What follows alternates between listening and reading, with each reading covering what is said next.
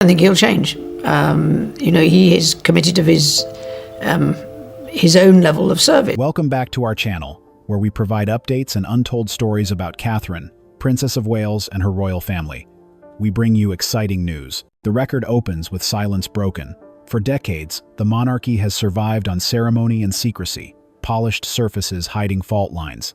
Tonight, one of those fault lines cracked wide open. The man closest to Princess Anne, her husband, Vice Admiral Sir Timothy Lawrence, has stepped out from the shadows. And what he revealed could alter the public's view of Queen Camilla forever. Enter it into the record, a revelation, a fracture, a confession, born not of rumor, but of direct witness. The palace has long thrived on rivalries disguised as civility. Behind the curtain, Anne and Camilla were never allies. At best, they were polite adversaries.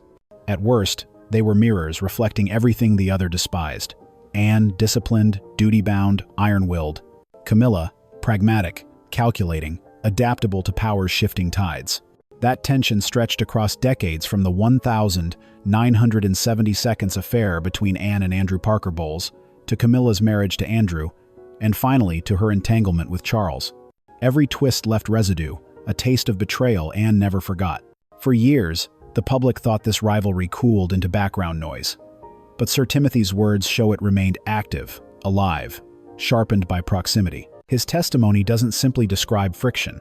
It outlines a deliberate plan, a pattern of manipulation and ambition, hiding beneath Camilla's carefully crafted smile. Let us map the evidence. First, the posture of overreach. Sir Timothy noticed it after Charles's health began to falter. Meetings that once included siblings now ran thinner, invitations vanishing. Anne, who prized closeness with her brother, found herself excluded. Charles's time, his rest, his schedule, all filtered through Camilla's hand. She appeared protective. In truth, she was gatekeeping. The result: Anne, the most seasoned working royal, kept at bay. Second, the corrosive word. Camilla's whispers, casual on the surface, corrosive underneath. To Charles: Anne is too busy with her horses. She doesn't understand real leadership like we do. To courtiers: William is too modern, too willing to bend tradition. These weren't observations. They were daggers, designed to plant doubt, to erode trust, to isolate the king in a circle of one Camilla herself. Third, the media pattern. Timothy, a man of discipline who rarely spoke of palace intrigue, began to see glowing headlines praising Camilla's steadfast leadership appear with remarkable timing. They spoke of her as the glue holding the monarchy together. Yet these same articles minimized Anne's decades of service and ignored William and Catherine's rising responsibilities. To Timothy, this was no accident. It was narrative management, a public image built to overshadow rivals inside the family. One man can ignore a few irritations, but when irritation calcifies into pattern, even the disciplined must acknowledge the storm. Timothy served at sea for decades. He knows the signs of a brewing squall. And by 2025, he could no longer pretend that Camilla's climb was incidental.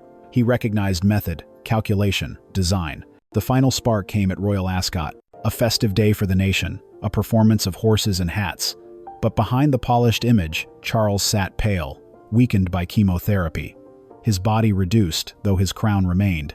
Timothy, standing near, overheard what he later described as a whisper, colder than any winter he had endured at sea. This throne must remain in my hands forever, no matter what happens to Charles. Enter it into the record, those words. Not speculation, not gossip, but testimony from a man who heard them himself. The chill was immediate. In that moment, Timothy no longer saw Camilla as a difficult in-law. He saw her as a direct threat not only to Anne, not only to family unity, but to the crown itself. A threat wrapped in titles and silk, cloaked in the legitimacy of marriage, but driven by ambition sharpened through decades. From that point forward, the narrative shifted. The whispers Anne had dismissed as irritations now became evidence. The exclusions she endured now appeared deliberate. The media glow surrounding Camilla now looked like coordinated reinforcement. And the frailty of the king, his pale face, his thin frame, now carried a new shadow. The revelation was not about one sentence. It was about years of positioning, crystallized in a moment. Timothy recognized it for what it was: a plan to hold power through weakness, to transform illness into opportunity. He would later call it a double-edged sword, one edge keeping Charles alive for the cameras, the other keeping him too weak to rule with authority. For now, the world only knows the opening act, that Sir Timothy Lawrence, loyal husband to Princess Anne, has spoken aloud what others only whispered. He has framed Camilla not as companion, but as conspirator, not as queen consort, but as architect of a plan too dark to ignore. This is not rumor. This is not idle chatter from tabloids. This is testimony from the man closest to the Princess Royal. And if his words hold, the monarchy faces not just another scandal, but a test of survival. Enter it into the record, the beginning of a downfall, cloaked as devotion. The curtain lifts further. If part 1 was the whisper, part 2 is the record of how far that whisper spread. Sir Timothy's account was not just about words spoken at Royal Ascot. It was about a structure of power, quietly built around King Charles, designed not to protect him but to weaken him. Enter it into the record, the health dossier. Charles's reign began already under a shadow. Barely 3 years after the coronation, his body faltered. Chemotherapy drained him, leaving a pale figure behind the crown's weight. To the public, this was the natural toll of illness. To family, it was a man struggling but fighting. Yet to Camilla, according to Timothy's discovery, it was an opening. The testimony describes pressure applied not on ministers or courtiers, but on the most vulnerable point of all, the king's physician. Sir Timothy later told confidants he was chilled by what he uncovered. Camilla's instruction was blunt, calculated: reduce the dosage, not enough to end him, just enough to keep him weak. A living king for the cameras, a frail man behind the doors. The phrase attributed to her was as cold as it was clear: keep him alive for the cameras, weak for me. Doctors live by oaths, not decrees. Yet when cornered with threats ruin your career, your family, even oaths bend. The evidence suggested a compromise. Treatment continued, but never with full force. The king remained visibly alive, yet perpetually diminished. For Camilla, this meant control. For Anne, it meant betrayal of the highest order. But health was only one half of the blade. The second half cut deeper into legacy, into finances, into identity. The documents surfaced as routine paperwork: power of attorney, trust adjustments, charitable fund oversight, legal instruments that in other contexts would mean nothing more than precaution. But hidden within were transfers not to William, not to Anne, but to Camilla's hand. Anne's funds were more than balance sheets. They were decades of loyalty, codified in hospitals, equestrian programs, community grants. They carried her independence, her service, her link to Elizabeth's careful architecture. To strip them was to erase her work, to reduce her to figurehead. For Anne, who spent a lifetime in duty without fanfare, this was insult layered on theft. Sir Timothy pieced it together slowly. Meetings cancelled. Documents rushed for signature. The king's weakened frame positioned to hold a pen, while Camilla stood near. Anne's frustration rising as her programs quietly starved of funding. The lines connected. This was not random. It was deliberate. Still, whispers are not proof. Proof came from a servant whose name was never meant to matter: Edward Thompson. Low-ranking, invisible in halls, polished for cameras. He carried trays, opened doors, collected whispers. And one night, he recorded. Hidden in his jacket, his phone captured words sharp as knives. Camilla threatening the king's physician. The voice unmistakable, the demand undeniable. When Timothy received that file, he later described it as a cold punch to the heart. It ended speculation. It ended doubt. The narrative transformed from suspicion into evidence. For the first time, the conspiracy had receipts. Enter it into the record, Exhibit A, the recording of a queen consort commanding weakness. For the monarchy, this was a fracture line straight into its foundation, because this was not the language of private quarrels or petty jealousy. This was strategic manipulation of a sovereign's health and signature. If true, it crossed into territory darker than any scandal since abdication. Charles himself, upon hearing the evidence, was reportedly shattered. Not one blow, but waves of realization. He had defended Camilla for decades, against family, church, nation. He had insisted on her legitimacy, demanded her acceptance, staked his reputation on her presence. Now he faced the reality that the woman at his side had not only betrayed him, but weaponized his illness to consolidate power. The recollections describe him pale, silent, revisiting memories with bitterness. His late mother's warnings, once dismissed as generational conservatism, now burned like prophecy. Elizabeth had tolerated but never embraced Camilla. Perhaps she saw what he refused to. Perhaps she knew. In that moment, Charles confronted not just betrayal, but blindness. His reign's credibility rested on loyalty. He insisted the world accept, and now that loyalty appeared poisoned. Anne's reaction was different. Not shock she had suspected long before, but fury sharpened by confirmation.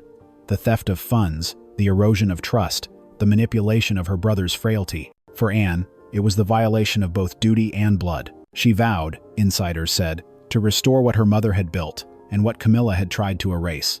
The weight shifted then, from private grievance to institutional crisis, from suspicion to proof, from whispers to record. The monarchy has weathered scandals before, affairs, divorces, abdications. But this was different.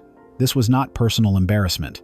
It was systemic threat, a consort turned conspirator, a sovereign reduced by design, a family legacy targeted through documents. Enter it into the record, the double-edged sword revealed. On one side, the king alive, yet weak.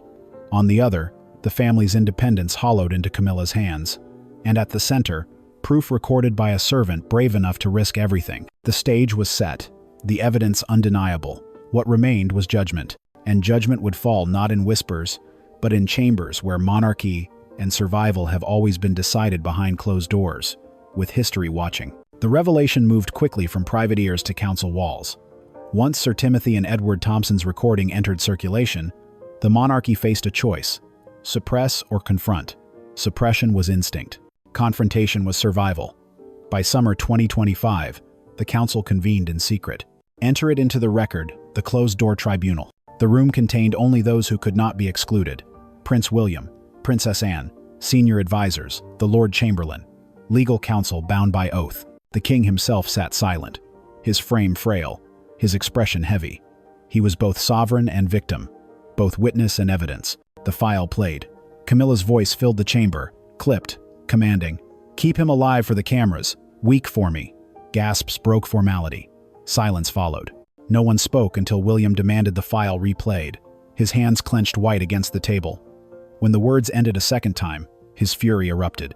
"This is not a consort. This is treason in all but name," he said. His voice shook not from uncertainty but from rage sharpened into resolve. To William, this was no longer palace intrigue. This was slow-motion assassination, disguised as devotion. His father reduced, his inheritance endangered, his family name poisoned. Anne's reaction was quieter but no less forceful. She did not rise, did not shout. She spoke with iron. "Our mother secured these funds. They were not for Camilla. They were not for indulgence. They were for the people. To steal them is not ambition. It is desecration." Her words anchored the discussion in legacy. Elizabeth II's shadow hung over the room. Every advisor present recalled the late Queen's careful architecture of trusts and grants. To see them targeted confirmed what Anne always feared, that Camilla's reach was not limited to titles but extended into the lifeblood of duty itself. Legal counsel warned of precedent. If this surfaces publicly, it may be read not as conspiracy but as failure of oversight. It risks delegitimizing the crown entirely. The Lord Chamberlain added the operational risk. The monarchy cannot afford another abdication crisis. If the consort is painted criminal, the sovereign's judgment collapses alongside her. The debate stretched for hours. Suppress, expose, punish, protect. The stakes were not only moral but existential. One misstep could invite Republican calls, parliamentary inquiries, even constitutional rupture. Yet as the hours passed, one truth hardened. To ignore the evidence was to surrender the crown's integrity. To acknowledge it publicly was to risk collapse. The council walked a narrow ridge, cliffs on both sides. William pressed for accountability. His language was surgical. Strip duties, revoke financial control, restrict access. She remains by name if necessary, but not by power. We cannot allow her hands on the levers again. Anne reinforced with history. She reminded the room of Camilla's decades-long entanglement with Andrew Parker Bowles, with Charles, with the scandal that consumed Diana. She climbed through every fracture. And now she has tried to fracture us again. If we do not stop her, she will succeed. Charles finally spoke, voice low, words halting. "I defended her, against mother, against church, against nation, and now, this." His silence afterward was more devastating than his words. A king broken, realizing that his greatest act of loyalty had become his greatest vulnerability. The council's decision coalesced slowly but firmly. Camilla would be reduced to a ceremonial shadow, executive powers revoked, financial control stripped, titles preserved for form, but hollowed of substance. The monarchy would protect its surface while amputating the threat beneath. Enter it into the record the resolution. All charitable funds targeted by Camilla, restored to Anne, under joint oversight with William. 2. Camilla confined to ceremonial presence only. No participation in state or succession matters. 3. The scandal sealed, never to reach public record, in order to preserve stability. The final decree carried unanimity. Even the most cautious advisors admitted that silence without sanction was impossible. Action was survival. For Sir Timothy, the decision marked both vindication and new burden. His testimony, once dismissed as suspicion, now shaped the monarchy's course. But he understood what secrecy meant. His evidence would not become headlines. It would remain locked within palace walls, his role unacknowledged. Duty without recognition, service without glory fitting for a naval officer turned royal consort. The room dispersed heavy with consequence. William left with fury, cooled into purpose. Anne left with sorrow, hardened into resolve. Charles left diminished, burdened by betrayal and doubt. And Camilla, not yet informed, remained in her rooms, unaware that her empire had already been dismantled behind closed doors. Enter it into the record the paradox of monarchy. Victory measured not by justice displayed, but by scandal suppressed. A crown preserved through silence. A family preserved through fracture. The stage was now set for confrontation. For sooner or later, Camilla would learn the truth. And when she did, the palace would feel the storm of a queen consort stripped of power but not of rage. The storm broke the moment the envelope reached Clarence house. A single seal, the council's insignia, carried the weight of centuries. Camilla tore it open with trembling fingers. The words were precise, legal, merciless. Executive authority revoked. Financial control withdrawn. Ceremonial recognition only. The crown she had fought for decades to clutch had slipped through her grasp in a single page. Witnesses recalled her face blanching, drained of color as she gripped the paper so tightly it split. For a moment she sat motionless, staring at the torn edges. Then the fury erupted. Her voice rang through the corridors, sharp as glass, accusing shadows, blaming enemies, pacing like a caged animal. She shouted of betrayal, of plots by Anne and William, of cowardice from Charles himself. The palace staff kept their distance. Doors locked quietly as her rage echoed down the hall. Enter it into the record, her reaction was not grief, not sorrow, not even denial. It was defiance. She refused to believe decades of scheming had ended in silence. Instead, she plotted. She summoned a trusted aide and whispered orders so venomous they froze those who overheard. Remove Sir Timothy Lawrence. Eliminate the man who had pierced her web. But the plan was clumsy. The attempt intercepted before it could take shape. Palace security traced the whispers, uncovered the outlines of conspiracy. It never reached Timothy's skin, but the mere suggestion of violence confirmed what William already declared. Camilla was not simply ambitious, she was dangerous. The council reconvened, and the failure of her plot only reinforced the severity of her punishment. She was queen consort by name, outlaw by deed. The fallout was swift. Aides who once hovered near her desk withdrew. Invitations shrank. Courtiers who once bowed with reverence now passed quickly, eyes averted. The palace that had been her theater became her prison. Each hallway whispered against her.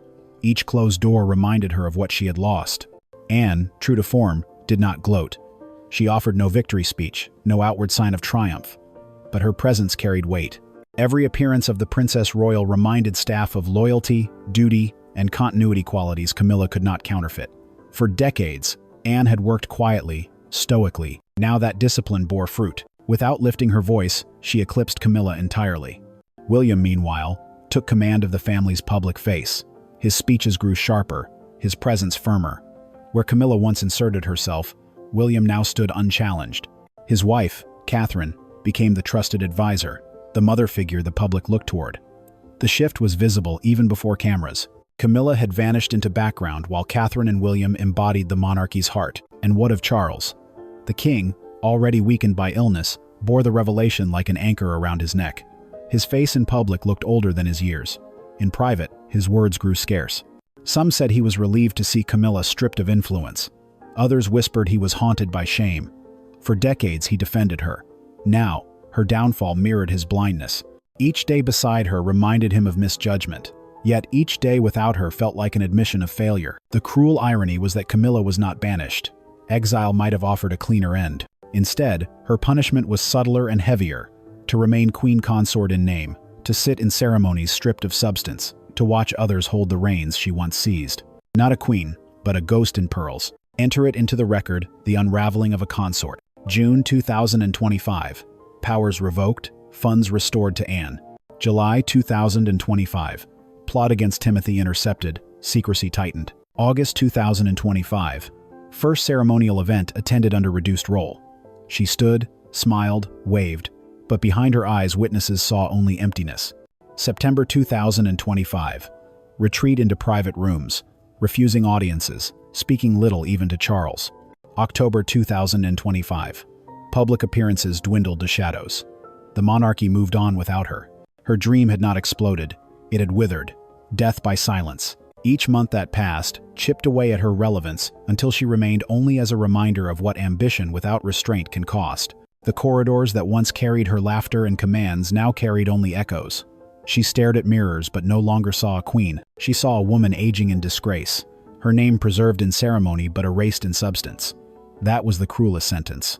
Not destruction, but survival without power. And yet, the question lingered, was this enough? For Anne, stripping Camilla of authority restored dignity to the crown. For William, it neutralized a threat to succession. For Charles, it was punishment laced with sorrow. But for the monarchy itself, the danger had not vanished. For in her bitterness, Camilla still breathed. And bitterness, left uncontained, can poison even without power. The council knew it. The advisors whispered it. And so the watch continued. The council's decree had been signed, the punishment sealed. Yet the monarchy's greatest trial was not Camilla's ambition, it was the silence that followed. For the scandal could not be allowed to break the palace walls. If the public ever heard the full extent of Camilla's manipulation, the monarchy would not survive the storm. Enter it into the record, secrecy became survival. A special archive was created, codename Ashcroft. Inside, the recording of Camilla's threats, Timothy's testimony, Edward Thompson's covert film, and the legal documents she coerced Charles to sign. All locked, sealed by council order, accessible only to William, Anne, the Lord Chamberlain, and 2 trusted legal advisors. The king himself asked never to hear the tape again. His silence became both shield and shame. The council agreed on a doctrine: present unity, bury fracture. The monarchy's public story would remain clean. Camilla would still appear in ceremonies, seated at Charles's side, crown on her head. But to insiders, her reign had ended. The pageantry remained, the substance was gone. Anne, as always, took the hardest burden with quiet precision. She became guardian of oversight, ensuring no funds, no signatures, no access slipped back into Camilla's hands. Her notes were blunt, her tone merciless. If it is not written, it is not done. If it is not cleared, it is not allowed. Staff feared her pen more than Camilla's glare. William assumed the heavier public role. His speeches sharpened, his image steadied. When cameras followed, they saw a future king visibly taking the helm, while his father waned. Catherine stood beside him, her voice quiet but unmistakable. Together, they projected continuity, compassion, and clarity. To the public, the family looked united. Behind the curtain, unity was engineered by necessity. And Camilla? Her decline was visible only to those inside palace gates. Outwardly she smiled, waved, curtsied. Inwardly she seethed. Each event was an act of theater: the robe, the jewels, the smile, while knowing that every decision bypassed her. She was present but irrelevant, her name preserved only as a shell. Enter it into the record, the secrecy mechanism. Public communication shrank to 1-sentence notices. No Q&A, no embellishment. Annual financial ledgers published, showing Anne and William in oversight roles. Camilla's name absent.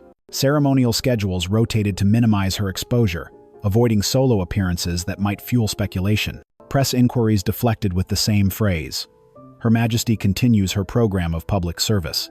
The goal was consistency. No cracks, no fuel for tabloids. If the machine of monarchy looked steady, the public would not dig. But silence carried its own risks. A monarchy that suppresses too much feeds suspicion. The council understood this. That is why Anne insisted on measurable service as shield. Hospitals funded, charities visited, grants awarded. Catherine's early years initiatives expanded. William's climate programs gained traction. Each act created receipts. Receipts turned suspicion away from secrecy. Still, inside the palace, tension simmered. Every cancelled family meeting, every sidelong glance across state dinners reminded the royals of what had been buried. Some staff whispered the monarchy had merely deferred the reckoning. If the truth emerged later, through leaks, memoirs, or careless words, the damage could double. Edward Thompson, the servant who recorded the proof, lived under silent guard. His courage had saved the monarchy, but his presence was dangerous. One word to the press could topple the careful facade. He was quietly moved out of Clarence House, granted anonymous employment far from London, pension secured. The crown protects its whistleblowers not with medals, but with invisibility. Sir Timothy returned to his naval calm. Outwardly unchanged, inwardly marked. He carried the knowledge like a scar, unspoken, but always present.